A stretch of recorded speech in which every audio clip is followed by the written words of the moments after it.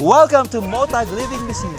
Just a few minutes away from the white sands of Boracay lies a place where time slows down and tradition comes alive. So, Andrada here. At the moment, we are here in Motag Living Museum with Daiwa. He looks angry. Daiwa is a Carabao. It's our national animal. Daiwa, Isa lang yan siya. thank you so much. So if you have the time, guys, come on over to Motag Living Museum and relive how they used to live. Welcome to the Motag Living Museum, a cultural gem that lets you experience authentic Aklanon life from generations past. Motag Living Museum is the first interactive living museum in the Philippines. Here you don't just observe, you become part of the story. Every activity is hands-on, raw, and real. We always have this patajong in the shower area. So this is what we use to cover our body. So it serves like a towel. So they use this while they are taking a shower. So for the ladies, they use it up until their chest. So the shredded coconut is what we use as a soap and shampoo. For the shampoo, we mix it with a little bit of water and then we squeeze it on her hair. So we have here before, she is now 102 years old, but she doesn't have any white hair. Yes. Because she only uses the coconut, she never uses any chemicals on her hair, just the coconut. And then for the soap, we mix it with these leaves. So this is the Maria Maria leaves. So these Maria Maria leaves grows everywhere. You can pick it anywhere. Because it has an alkali and an odorizer, so they mix it together. And then this is their soap. So they rub it on their body. So do you want to smell it? Yes. Smells like food. Yeah, pamiston or panghilod. The Department of Health saw that it's not a healthy way of living, so they required every house to have a toilet, and this is what they did. So they dig a hole for about 5 to 10 feet deep, and then they put wood above it where they can do the squat. While they are doing number 2, they also have to make the coconut husk smooth. Do you have any idea why? Yeah. Alternative for tissue. Yeah. So they use this as a tissue paper. Oh. So they need to make this smooth. So while concentrating on number 2, you also have to concentrate on making the coconut husk smooth, like this. True. And then when it's smooth, it means it's ready for using. You'll meet locals who don't just demonstrate culture, they live it every day. Their stories, their smiles, and their skills bring history to life in the most genuine way. So that's how they do weaving. It's serious stuff. We're going inside the house. It's called Bahay Kubo or Nipa Hut. So before entering the house, you have to remove your slippers. Good morning. So welcome to our farmhouse. As you can see, this house is made without any modern materials like plastics or maize. So what they use is they use the native rattan here or uway to tie everything up. So everything is tied up. This is the lamp that I've told you before. So what's inside is the sap of the sagong or pagsahingin tree. So this tree is what we use for making a lamp. So what we do here is we strip the skin of the tree and then we collect the sap. This is the sap, so this is what they put inside the lamp. If you have this kind of lamp, you won't have any mosquitoes because the smoke of the lamp itself is like an incense or a mosquito repellent. You smell it? Do you smell it? Yeah. So that's their incense before. Before, the elders can't work in the rice field anymore. So they think of a way to help the family earn some more income. So they are actually smoking cigar. They are making one. So why not make one to sell one? So that's their job, to help the family earn some more income.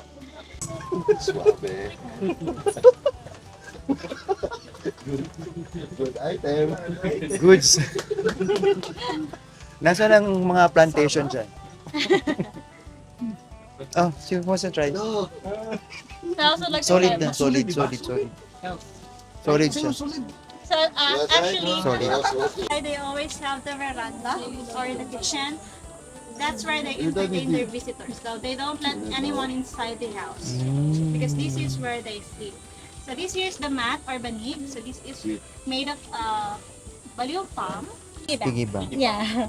So it's made of bamboo, so this is where they put their savings. And they have their spoon and ladle. So the ladle is what they use for cooking. The spoon, actually, they use this as a serving spoon. Because the Filipinos before don't eat with a spoon, they just eat bare hands. So it is made of coconut shell, bamboo, and then native rattan or uwai to tie up everything. The bamboo. And then we have our humot. So, and then when it's time for harvest, this is what they're gonna use. So this is what we call kawit. When somebody is passing by and then they hear this sound from up there, so everybody knows someone's collecting coconut wine. So what they're gonna do is they are gonna wait at the house of the owner of the coconut wine and then wait for him to come home, and then they are gonna drink the coconut wine. But if they can't finish drinking the coconut wine at that time, in the morning it will turn sour. So it will turn into a vinegar. So this is the sample of the coconut vinegar from the coconut wine. You can try. Okay, I'm gonna pass it on. Suka nga. This is their fish trap, shrimp trap. So you just need to hit the center Center. with a force. Like that. Yes. Because if you want to hit the center and there will be rice, you hit the sides, you will be waiting the rice. Yeah. Nasisira na. Kinakarir. Sineryoso. They use wood to make fire. They use the clay pot for cooking. Thank you for moving our slippers here. Yeah. You can see we didn't put any round wheels because if you put round wheels in the Carusa and you cross the rock river or the sandy beach, the round wheels are gonna get stuck. Yeah. Yeah, so this is used when the baby has a fever. And then over here is oregano, this one. So it is used for cough. And then here is katakataka or angelico for toothache. Put it outside the area where it hurts. So the juice of the katakataka is actually cold, so it will absorb the pain. So guys, all of these are herbs. You have the fractured bone, tie it with a cloth, and then use it daily until your fractured bone is healed. They use when they have cuts or wounds, or even mosquito bites or ant bites. Used for fungal infection. So what they do is they're gonna squeeze this, and then they're gonna rub on the area where they have the fungal infection. This is cotton? This is the cotton tree. So this is the Yeah. boy. Boy. Not that one, sir. Oh, saan? This one. Ay, ito. Nagmamagaling. Wrong. Wrong tree. This one is a boy. It's a cotton tree. Effective pa talaga yan. Yes, very. Ah. Let's go ride the Carabao. I actually grew up in the province of Pangasinan, but never tried riding a Carabao. He looks angry. His name is Daiwa, which means number 2. Daiwa. Isa lang yan siya. Let's go ride a Carabao. Mabait siya. Oh, mabait niya. Pero pwede. Diba? Balance lang po.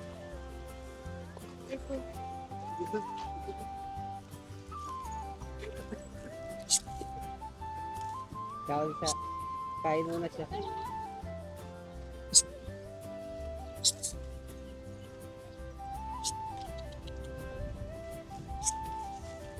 I think Daiwa's hungry. Okay na siguro. Mukhang kakain muna siya.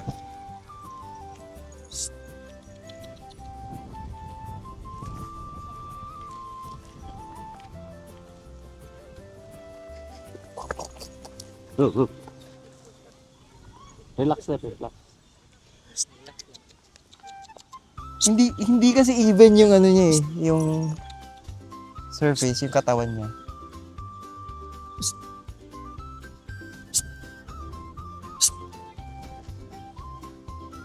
Pag hindi ka kasi balance yan, kung dalawa lang pupuntahan, kung magagalit siya or other na mag-standby muna siya para mag-ayos ka. Ah, ay ganon. So hindi ako balance. Kaya Pag hindi ka balance kasi niyan, ibig sabihin, mag-standby muna siya, tapos para babalance makabalance. mo muna yung katawan niya. Ah, okay, sige. Okay, balance. Ah, first time. Ah, ganon? Ako din ihili na ako.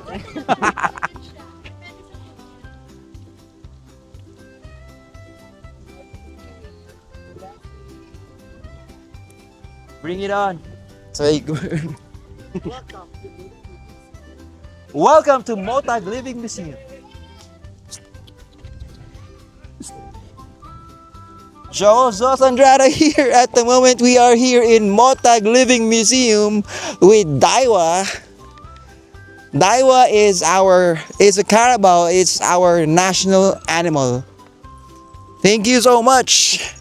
Oh. So if you have the time, guys, come on over to Motag Living Museum and relive how they used to live. So we use to thresh the rice or separate the rice from the leaves. So we thresh the rice by foot, so it is elevated for the reason that the rice that has grains inside will fall down and the rice that doesn't have grains inside will be blown by the wind. Parang ganun. Doing the threshing, someone's farming, so you will have the utensils. And of course, no visit is complete without tasting home-cooked Aklanon dishes. Simple, fresh, and full of heritage.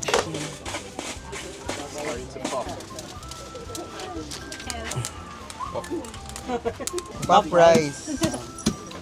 Pop rice, guys. Ano naman po yan? Thank you.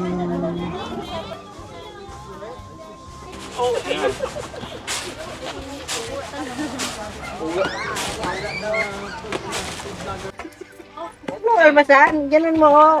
Ganun mo. Ganon. Yan. Pag may kanin sa mga Isipin mo na lang, kaaway mo yan. Ganon ha. Sige, Ay, sir. na. Oh. Pero natatapon eh, no? Matapos sa gitna lang. Yan na, pagkain lang naman ng manok yan. Ano ang objective natin ngayon? mga bukas pa po kayo matatapos. Kasi yung bagal eh. Bilisan na. Wala naman eh. Oo, actually. Ako nag-gym. Next. Thank you. Next.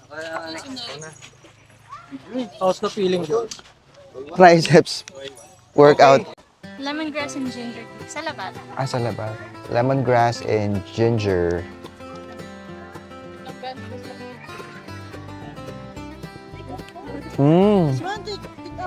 Perfect for sore throat, Sore throat. cough and colds. Also good for detox. Try it. Powdered sticky rice mixed with Yam coconut meat and sugar. I like it. Sticky That is rice. the white rice and the other is the black rice. And it's actually also good with partner so much with coffee. For brown sugar.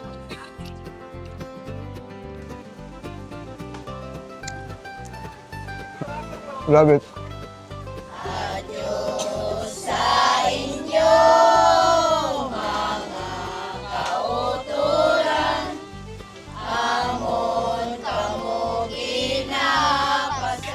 In a world that's always rushing forward, Motag reminds us to slow down and reconnect with where we came from. This is more than a destination, it's an experience.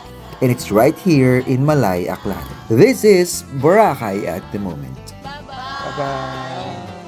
This has been Joel Sosandra. Thank you for watching. Bye! Bye! Saan yung malaki yung boses? Ayan. Ikaw yung maganda yung boses eh. Nangingibabaw sir. Oo, what's your name? Ano kung pangalan? Parang Name? Romel. Romel.